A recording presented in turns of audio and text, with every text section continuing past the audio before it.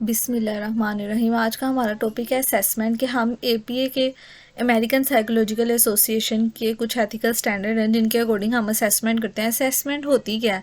Assessment जैसे आप normal routine में इसकी एग्जांपल ले सकते हैं कि अगर कोई डॉक्टर के पास जब पेशेंट आता है तो वो उसको पूछता है कि आपको बुखार हुआ कितने दिन से है, कैसे है, ठीक है, किस तरह आपको बुखार हुआ, कोई आपने कौन सी चीज़ें यूज़ की हैं रूटीन में, या ये उसकी वो असेसमेंट कर रहा होता है कि उससे पूछ रहा होता है कि आपने क्या क्या यूज़ किया है जिसकी वजह से आपको बुखार हुआ है। ठीक है, असेसमेंट साइकोलॉजिकल टेस्टिंग में किस तरह से होती है, यानी कि साइकोलॉजी में हम असेसमेंट किसी पेशेंट की, किसी पार्टिसिपेंट की किस तरह से करते हैं कि हम वो हमारे पास अगर कोई पेशेंट आ रहा है, ठीक है, उसे डिप्रेशन है या एनजाइटी है, वो हमें कैसे पता चलेगा कि उसे डिप्रेशन है या एनजाइटी है? तो उसके लिए कुछ साइकोलॉजिकल टेस्ट डिवेलप किए गए हैं। जैसे डिप्रेशन पे एक टेस्ट डिवेलप किया गया, एनजाइटी पे, स्ट्रेस पे, इस तरह डिफरेंट टेस्ट हर बीमारी के अकॉर्डिंग, यानी कि हर डिसऑर्डर के अकॉर्डिंग ना टेस्ट बनाए गए। तो हाँ, वो टेस्ट उनके ऊपर लगाते हैं, उनसे पूछते हैं कि आप परेशान रहती हैं, दिन में कितने वक्त परेशान रहती हैं, सारा दिन परेशान रहती, 3 घंटे, 2 घंटे, इस तरह की स्टेटमेंट्स होती हैं। और उस पर वो जो जवाब देता है फिर उसका हम प्लस करके उन वैल्यूज़ को हम उसका एक स्कोर निकालते हैं। तो फिर हमें उसकी स्कोर की भी जैसे मैनुअल में बताई गई है कि जैसे हम कहते हैं ना कि 101 बुखार है तो वो ज़्यादा है, 102 है, 103, इस तरह मेजरमेंट हमने वो बनाई हुई हैं कि इस पे इतना इतना बुखार आ रहा है। इसी तरह हमने साइकोलॉजिकल टेस्ट में भी इस तरह मैयर्स बनाए होते हैं कि जैसे हम चेक कर रहे हैं कि बंदा अपनी इन्वायरमेंट में, अपने माहौल में एडजस्टेड है भी या नहीं। तो उसके लिए एक RISP टेस्ट यूज़ होता है जिसमें हम उसकी स्कोरिंग करते हैं। तो अगर उसकी स्कोरिंग 135 से ऊपर आती है तो इसका मतलब ये होता है कि वो बंदा अपनी इन्वायरमेंट में, अपने माहौल में एडजस्ट नहीं है। और अगर उससे लो आती है तो इसका मतलब है कि वो एडजस्ट है। ठीक है, तो इस तरह हम असेसमेंट के लिए डिफरेंट किस्म के स्केल यूज़ करते हैं जो ऑथर्स ने डिवेलप किए हुए हैं और उन्हें इस्तेमाल करके हम उनकी बीमारी का पता लगाते हैं। तो APA ने हमें कुछ असेसमेंट करने के भी कुछ उसूल बताए हैं कि अगर हमारे पास कोई पेशेंट आ रहा है तो हमने इसकी असेसमेंट किस तरह से करनी है। सबसे पहला कोड है 9.01। इनके कोड्स आपने साथ साथ मेंशन करने होते हैं। बेसिस फॉर असेसमेंट, बेसिस यानी कि असेसमेंट करने की वजह क्या है, बेसिक इसके पीछे क्या वजूहत होती हैं जिस वजह से हम असेसमेंट करते हैं। तो इसने क्या, साइकोलॉजिस्ट ने जब अपना ओपिनियन देना होता है ना, देखें जब कोई बंदा हमारे पास, इंडिविजुअल हमारे पास आ रहा है तो हम उसके करेक्टरिस्टिक्स को असेस कर रहे हैं। ठीक है, मैं उसकी खसूसियात देख रही हूँ ना, तो वो अगर मैं उसकी खसूसियात इस तरह से देख रही हूँ कि वो डिप्रेशन में है, एंजाइटी में है, तो वो उसके साइकोलॉजिकल करेक्टरिस्टिक कहलाएंगे कि मैं उसकी साइकी को असेस कर रही हूँ। तो इससे क्या, जब भी इंडिविजुअल्स की साइकी को असेस करके साइकोलॉजिस्ट ने अपना कोई ओपिनियन देना होता है ना, तो फिर वो एक एग्जामिनेशन कंडक्ट करवाते हैं ताकि वो अपनी स्टेटमेंट और कंक्लूजन, यानी कि जो नतीजा निकालता है कोई साइकोलॉजिस्ट, तो वो अपने नतीजे या कोई स्टेटमेंट को सपोर्ट करने के लिए कुछ बताता है ना। तो जब वो एग्जामिनेशन कंडक्ट करवाता है, एग्जामिनेशन कंडक्ट यहाँ पर क्लिनिकल साइड पे यही होगा ना कि उसके ऊपर डिफरेंट टेस्ट लगाएगा, उसके बिहेवियर को ऑब्जर्व करेगा और वो सारी एक रिपोर्ट लिख के देगा। वो जो स्टेटमेंट और कंक्लूजन है ना, वो उसकी रिपोर्ट है जो वो लिख के पेश कर रहा है कि अपने ओपिनियन, जो उसका राय है उस पेशेंट के बारे में, उस बंदे के बारे में, उसको सपोर्ट करने के लिए वो कुछ रिटर्न लिख के देगा तो अगला बंदा उसको समझ पाएगा ना। साइकोलॉजिस्ट ने क्या करना होता है, रीजनेबल एफर्ट, यानी कि वजूहत ऐसी ढूंढनी होती हैं उस एग्जामिनेशन के दौरान जिससे वो क्लैरिफाई कर सके कि जो वो इन्फॉर्मेशन हमें दे रहा है उसकी कोई रिलायबिलिटी या वैलिडिटी है भी या नहीं। रिलायबिलिटी और वैलिडिटी बहुत ज़रूरी होती है साइकोलॉजी में। ठीक है, वैलिड रिजल्ट वो होते हैं कि जैसे मैं अगर कह रही हूँ ना 2.5 है तो वो 2.5 आ रहा है, 2.56 आ रहा है, पॉइंट्स का फ़र्क आ रहा है रिजल्ट में, तो वो रिजल्ट वैलिड होते हैं। और रिलायबल रिजल्ट वो होते हैं कि मैं जितनी मरतबा मर्जी उस पर वो टेस्ट लगाऊँ उसका स्कोर 132 ही आ रहा है। अगर उसका पहली दफ़ा उस टेस्ट में 135 रिजल्ट आया है डिप्रेशन वाली आइटम्स पे, दूसरी बार भी जब मैंने उसका डिप्रेशन असेस किया तो उसका स्कोर 135 ही आया है। एक मिसाल ले रही हूँ। ठीक है, तो जितनी मरतबा मैं एक टेस्ट को बार बार रिपीट करूँगी, अगर उसका स्कोर पहली दफ़ा 135 आया, दूसरी बार भी 135, तो इसका मतलब है कि वो टेस्ट रिलायबल है। इसी तरह हम इंफॉर्मेशन में भी यही करते हैं कि हमारी इंफॉर्मेशन जो होती है वो रिलायबल और वैलिड होनी चाहिए ताकि हमारे जो ओपिनियंस हैं उनको वो सपोर्ट कर सके। ठीक है, और फिर हमने, ताकि हम अप्रोप्रिएटली बता सकें, लिमिट कर सकें कि जो हमने कंक्लूजन या फ्यूचर के लिए रिकमेंडेशन दिया उस पेशेंट को, उसकी नेचर जो है वो मेरे एग्जामिनेशन पे डिपेंड करती है। यानी कि जो मैंने एग्जामिन करके पता चलाया कि इस बंदे को डिप्रेशन था, या एंजाइटी था, तो स्ट्रेस था, तो फिर भी जो मैं रेकमेंड कर रही हूँ फ्यूचर में इसके लिए बहुत बेनिफिशियल होगा। ठीक है, उसने कहा जब साइकोलॉजिस्ट एक रिकॉर्ड रिव्यू करते हैं, ठीक है, कंडक्ट करते हैं एक रिकॉर्ड रिव्यू। रिकॉर्ड रिव्यू का मतलब है कि जब पेशेंट आपके पास सबसे पहले आएगा तो आप उसकी हिस्ट्री लेंगे, फिर सारी उसको टेस्ट उसके ऊपर लगाएंगे, उसके बाद उसको कंसल्टेशन देंगे, सुपरविजन आप उसकी कर रहे हैं, ठीक है ना।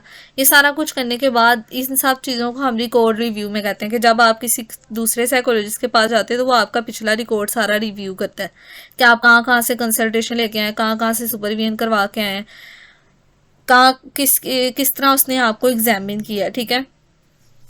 इसकी गारंटी नहीं है कि उसने आपका बिल्कुल सही असेसमेंट की हुई है, मतलब कि बिल्कुल सही है, आप पे टेस्ट लगा के और आपकी बीमारी सही डायग्नोस किया है। लेकिन अगले साइकोलॉजिस्ट को उससे एक ओपिनियन मिल जाता है, एक राय मिल जाती है कि इस बंदे को उसने ये चेक करके भेजा, इसको ये मसला है।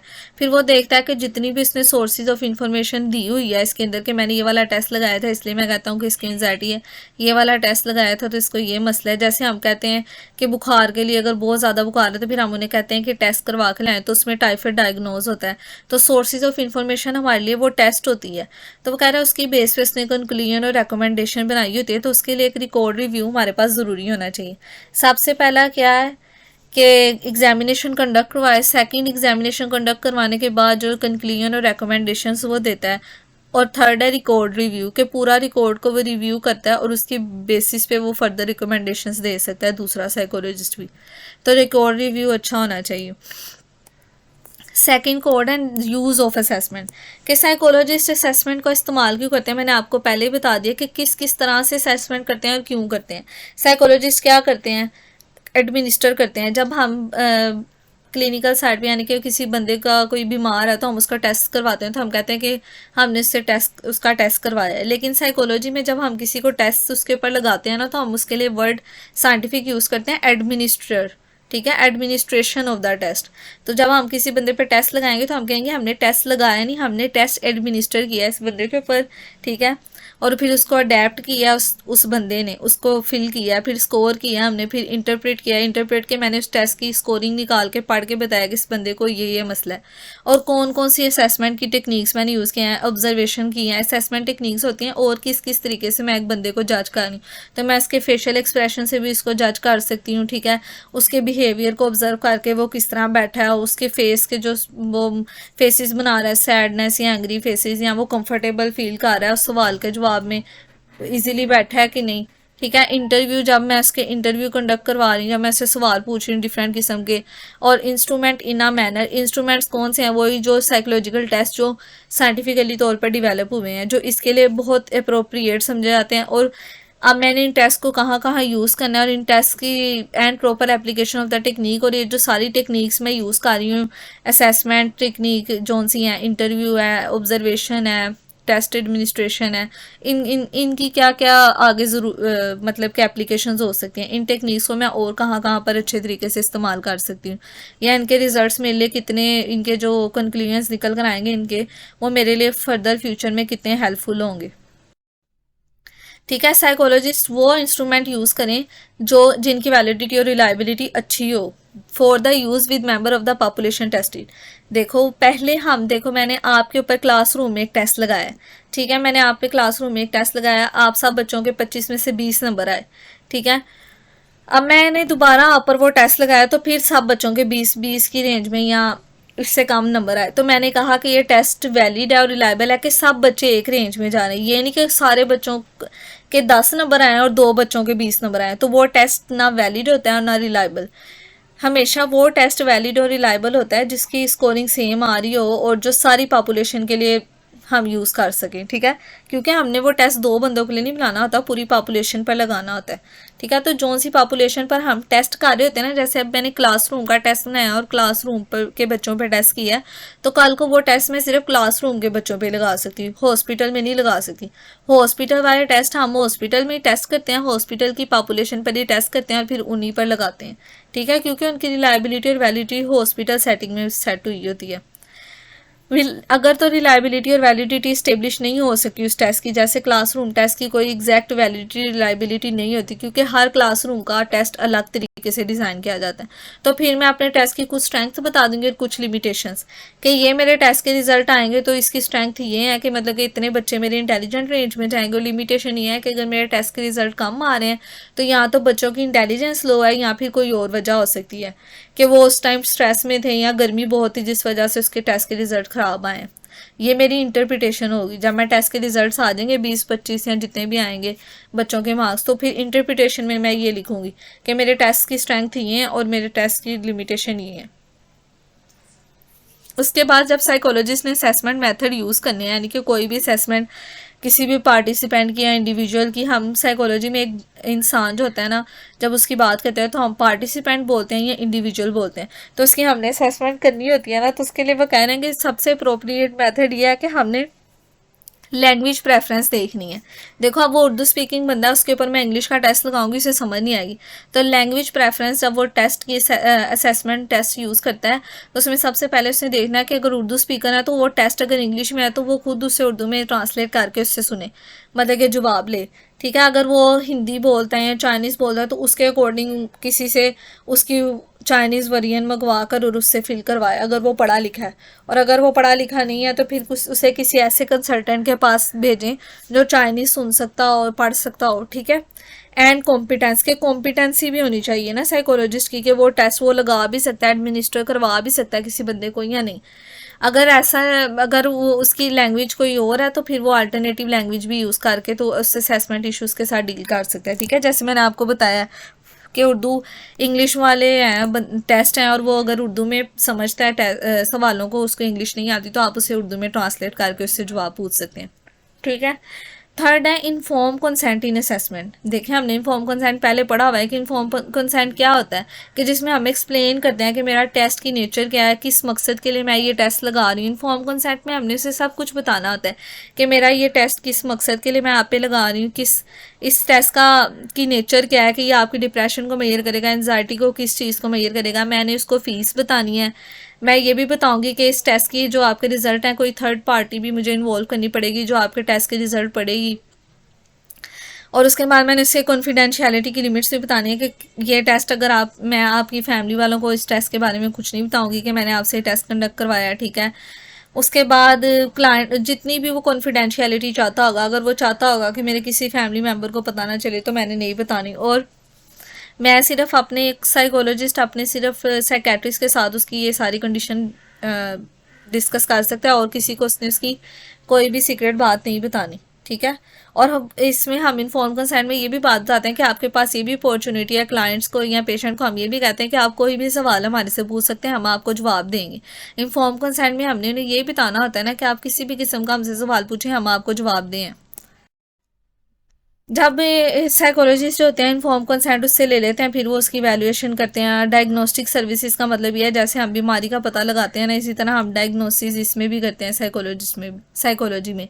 इन्फॉर्म कंसेंट सिर्फ उस सूरत में हमने इसको नहीं देना जब हमें टेस्टिंग किसी लॉ के तहत या किसी गवर्नमेंट रेगुलेशन के तहत करनी पड़ी है। देखो ना, अगर कोई क्रिमिनल हमारे पास आ गया तो क्रिमिनल हमारे पास आया तो उन्होंने हमें, जो वकील है, उन्होंने कहा कि आपने टेस्ट के जो रिजल्ट है ना इसको नहीं बताने, और आपने इसको ये भी नहीं बताना कि ये टेस्ट आप इसके ऊपर लगा क्यों रही हैं। तो इस सूरत में हम उससे इन्फॉर्म कंसेंट नहीं लेते। दूसरा, अगर आप किसी एजुकेशन में या किसी ऑर्गेनाइजेशनल एक्टिविटी के लिए टेस्ट कंडक्ट करवा रही हैं, या किसी इंस्टीट्यूशन में जाकर रूटीन वाइज कोई टेस्ट कंडक्ट करवा रही हैं, जैसे मैं आपके क्लासरूम टेस्ट देती हूँ, तो आप सब वॉलंटरीली मुझे टेस्ट देंगे, क्योंकि आपको पता है मैं आपकी असेसमेंट कर रही हूँ कि आपकी कितनी अभी तक आपने मेहनत किया और कितना आपको याद हो गया काम। या फिर आप किसी जॉब के लिए अप्लाई कर रहे हो तो उसमें आप सब वॉलंटरीली एग्री होते हैं, उसके लिए फिर हमें इन्फॉर्म कंसेंट की ज़रूरत नहीं होती। ठीक है, इन सूरतों में आप इन्फॉर्म कंसेंट नहीं ले सकते, अदरवाइज आपने लेना है। थर्ड, आपने अगर किसी डिसीजनल कैपेसिटी के लिए, देखें अगर आप किसी को जॉब के लिए हायर कर रहे हैं तो आपने अपना डिसीजन बनाना है कोई, तो फिर तो आप उसको नहीं ना बताएंगे कि मैं आपकी असेसमेंट कर रही हूँ इवैल्यूएशन करने के लिए, कि मैं देखना चाह रही हूँ आप कितने अच्छे हैं ताकि मैं आप इस जॉब के काबिल हैं भी या नहीं। तो इन सूरतों में भी हमने उन्हें इन्फॉर्म कंसेंट नहीं देना होता, उनसे सिर्फ उनकी छुपा कर हमने ना असेसमेंट करनी होती है, छुप कर, जैसे हमने उन्हें टेस्ट का मकसद नहीं बताना होता और उनसे फिल करवाते हैं। ठीक है, उसके अलावा test psychologist using the services of an interpreter, यानी कि साइकोलॉजिस्ट कौन सी सर्विसेज यूज़ कर रहे होते हैं, साइकोलॉजिस्ट एज अ इंटरप्रेटर काम कर रहे होते हैं, जो इन्फॉर्म कंसेंट लेते हैं क्लाइंट और पेशेंट से, और वो एज अ इंटरप्रेटर उनको इंश्योर करते हैं। इंटरप्रेटर कौन है? इंटरप्रेटर का मतलब ये होता है कि जो बंदा आपके टेस्ट करवाने के बाद, वो आपकी स्कोरिंग करने के बाद बता रहा है कि बंदा एवरेज में जा रहा है, एक्सीलेंट में जा रहा है, पुअर में। जैसे मैं आपकी असेसमेंट करके आपसे टेस्ट लेके बताऊं कि आप में से आधे बच्चे मेरे जो 50% क्लास है ना वो एवरेज इंटेलिजेंस की है, बाकी पुअर है, कोई हाई है, तो इंटरप्रिटेशन ये मैंने लिखनी है, तो उसको इंटरप्रेटर कहते हैं। और इंश्योर मैंने करना है कि मैं आपके टेस्ट रिजल्ट को कॉन्फिडेंशियल रखूँगी, आपकी टेस्ट की सिक्योरिटी मेंटेन रखी जाएगी, और उसके बाद मैं फ्यूचर उनकी रिकमेंडेशन में लिख सकती हूँ और उनकी रिपोर्ट्स में लिख सकती हूँ वैल्यूएटिव स्टेटमेंट के बच्चे इतने % इंटेलिजेंट और ये वो, ताकि आगे फ्यूचर में जहाँ पर भी अगर मुझसे फॉर एग्जांपल मैडम ने रिपोर्ट डिमांड किया तो फिर मैं वैल्यूएटिव स्टेटमेंट लिख सकती हूँ आपके बारे में, ठीक है।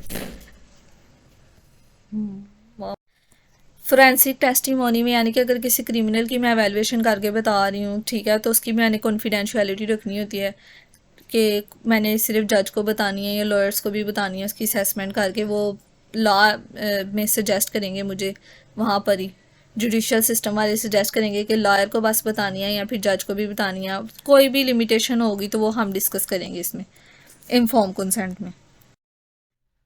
फोर्थ पॉइंट है release of test data. Release of test data का मतलब क्या है? टेस्ट डाटा कौन सा डाटा होता है कि वो जो हमारे रॉ और स्केल्ड स्कोर, दो स्कोर होते हैं। रॉ स्कोर पता है क्या है? कि जो आपके स्कोर आएंगे, जैसे आप लोगों की एक टेस्ट मैंने लिया, आपके स्कोर आया 20 में से 18, ठीक है, लेकिन मेरा स्केल्ड स्कोर क्या था? 15। स्केल्ड स्कोर वो होता है जो मैं पूरी पॉपुलेशन को पर का इकट्ठा करूँ टेस्ट, और फिर उसके बाद उनको प्लस करके एवरेज निकालूं कि ज़्यादातर लोग जो हैं वो 15 नंबर में लाए करेंगे तो वो पास होंगे। जैसे आपकी वो बने नहीं होते स्केल स्कोर, ये होते हैं कि 75 में से 23 वाला पास है, ठीक है। इसी तरह रॉ स्कोर क्या है? आपके नंबर कितने हैं? आपके नंबर 50 भी आ सकते हैं, 60 भी आ सकते हैं, लेकिन स्केल स्कोर क्या है कि 23 नंबर वाले बच्चे को मैंने पास करना है, ठीक है। तो ये होता है टेस्ट डाटा। और इसके अंदर जो रिस्पॉन्सेज होते हैं वो क्या है? क्लाइंट और पेशेंट के रिस्पॉन्सेज होते हैं। जो टेस्ट क्वेश्चन जो होते हैं ना, हम यूज़ करते हैं टेस्ट में, सवाल इस्तेमाल करते हैं, उनको हम क्वेश्चंस को स्टिमुलाई भी बोल सकते हैं। और क्लाइंट और पेशेंट के रिस्पॉन्सेज क्या हैं उस क्वेश्चंस की निस्बत? तो साइकोलॉजिस्ट क्या करते हैं? उन नोट्स को और उन रिकॉर्डिंग्स को जो क्लाइंट और पेशेंट की स्टेटमेंट्स होती हैं, जब वो बिहेवियर उनके, जब वो एग्जामिनेशन कर रहा होता है इस पेशेंट का, क्लाइंट का, तो उस दौरान वो नोट्स भी बनाता है, रिकॉर्डिंग भी करता है इस पेशेंट की, उसके बिहेवियर को भी असेस करता है, और उसके बाद जो उसके स्कोर आते हैं, ठीक है, तो वो सारा हमारा क्या होता है? टेस्ट डाटा होता है, ठीक है। रिलीज ऑफ टेस्ट डाटा का मतलब है कि आपने टेस्ट डाटा तब तक नहीं बताना जब तक आपको कोर्ट रिक्वायर ना करें या लॉ के अकॉर्डिंग आपको ना कहा जाए कि आप इसके डाटा को रिलीज करें या किसी और बंदे को बताएं, ठीक है। ये नहीं ना हो कि पेशेंट चला गया, क्लाइंट चला गया, तो आप दूसरे डॉक्टर्स के साथ उसका सारा डाटा डिस्कस करने लगे। नहीं, आप उस वक्त तक डिस्कस नहीं कर सकते जब तक कि वो पेशेंट आपको खुद ना कह दे या फिर उसकी फैमिली वाले आपको ना कह दें कि आप इसके डाटा को किसी और से डिस्कस कर सकते हैं। और थर्ड है कि अगर आपको लॉ की तरफ से अगर वो कहेंगे, अगर आप किसी का डाटा ले रहे हैं और लॉ वालों ने या जो जज होते हैं, जो लॉयर्स होने हैं, उन्होंने आपको मना किया है कि आपने क्रिमिनल को भी नहीं ये सारी असेसमेंट बतानी हो, ना आपने क्या नाम लेते हैं किसी लॉयर को बतानी है, जैसे मैंने ऊपर आपको बताया। रिलीज ऑफ टेस्ट डाटा का मतलब है कि आपने किसी के टेस्ट के जो इंटरप्रिटेशन है ना, जो आपने नतीजा निकाला है, वो आपने किसी को नहीं बताना जब तक आपको हायर अथॉरिटी की तरफ से परमिशन ना हो।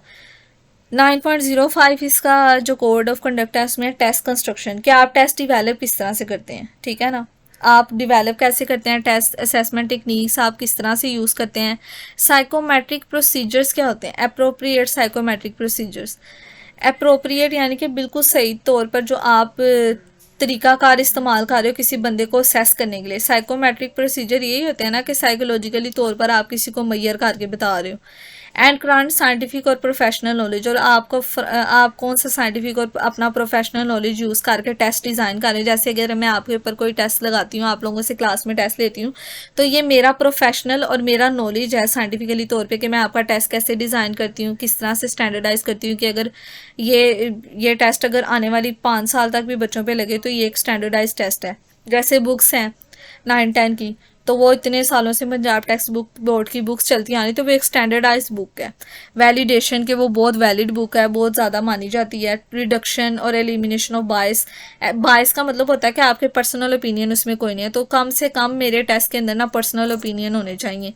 एंड रिकमेंडेशन फॉर यूज़र, मैं फ्यूचर के लिए इसकी क्या क्या बेनिफिट्स हो सकते हैं वो भी मैं साथ बताऊं। इस तरह से मैंने टेस्ट कंस्ट्रक्ट करना है कि उसका फ्यूचर में भी हमें फ़ायदा और करंट में भी हमारा उससे हमें बहुत फ़ायदा हो।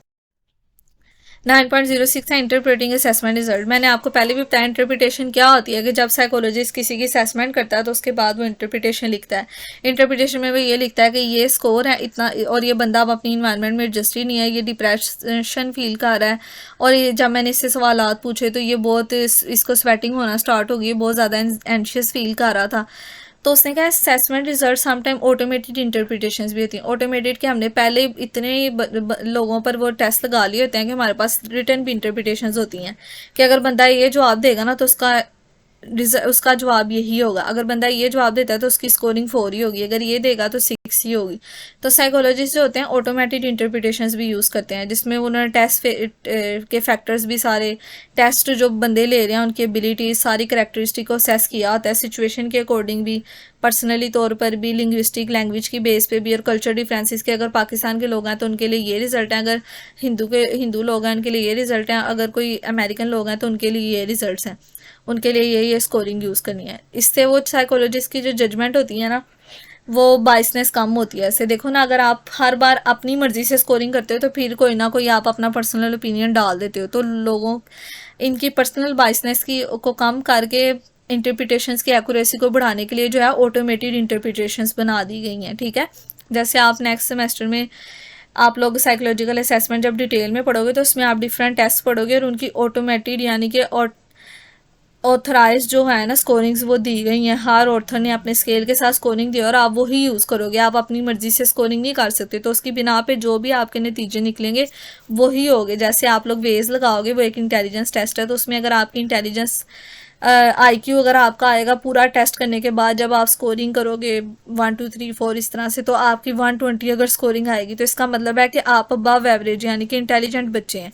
तो अगर इससे कम आएगी 100 आएगी तो इसका मतलब है आप एवरेज हैं। तो इस तरह स्कोरिंग्स ऑटोमेटिकली बनाई गई हैं।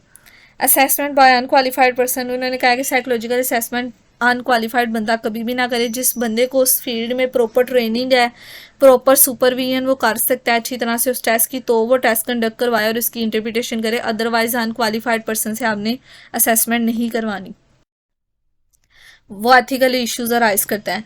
Obsolete test and outdated test result. Obsolete और आउटडेटेड का मतलब क्या होता है कि आपने अपने असेसमेंट और इंटरवेंशन के जो डिसीजन है उस बेसिस पे नहीं बनाने के जो अब करंट यूज़ भी नहीं हो रहे, ना वो करंट इश्यूज हैं ना वो अब यूज़ हो रहे हैं। जैसे कोविड-19 है, उस दौरान जब हमने असेसमेंट की लोगों की, तो अब वो टेस्ट अब कोविड-19 नहीं है, तो हम उन्हीं के उसी तरह वही इंटरप्रिटेशन अभी भी करंट भी यूज़ कर रहे हैं, तो वो जो होती है अच्छी असेसमेंट नहीं होती। और सेकंड है कि हम अपने जो डिसीजंस हैं और जो रिकमेंडेशन है टेस्ट जो हमने करवाए हैं उसकी बेसिस पे हम ये नहीं कह सकते अभी वो टेस्ट हमारे लिए यूज़फुल है, लेकिन करंट फ्यूचर में वो हमारे लिए यूज़फुल नहीं भी हो सकते। देखो ना, आप अभी किसी बंदे की असेसमेंट करती हो, अभी डिप्रेशन की भी 3 स्टेजेस होती हैं, माइल्ड, मॉडरेट और सीवियर। पहले बहुत कम था, फिर दरमियाना, फिर बहुत ज़्यादा हो गया।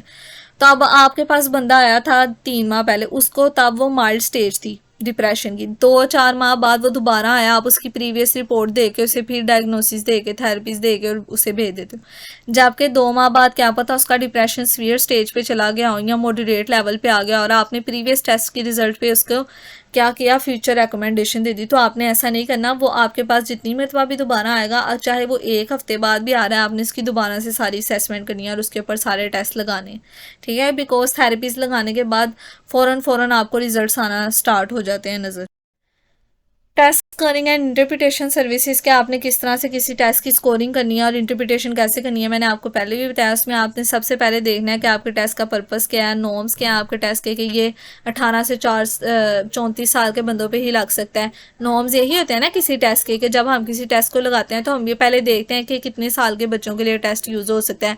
हर टेस्ट की चिल्ड्रन वर्जन अलग है और एडल्ट वर्जन अलग है, जो बड़ों पर लगता है वो अलग है, जो बच्चों पर लगता है वो अलग है। तो हर टेस्ट के कुछ नॉर्म्स होते हैं, वैलिडिटी, रिलायबिलिटी, उसको इस्तेमाल करने के क्या प्रोसीजर है और कौन सी स्पेशल क्वालिफिकेशन होनी चाहिए जो बंदा उस टेस्ट को यूज़ करेगा। ठीक है, उसके अलावा साइकोलॉजिस्ट जो हैं वो स्कोरिंग और इंटरप्रिटेशन सर्विसेज जो यूज़ करते हैं वो ऑटोमेटिक भी हो सकती हैं और जो मैनुअल भी हैं वो भी हो सकती हैं, जो हमने ऊपर डिस्कस की हैं।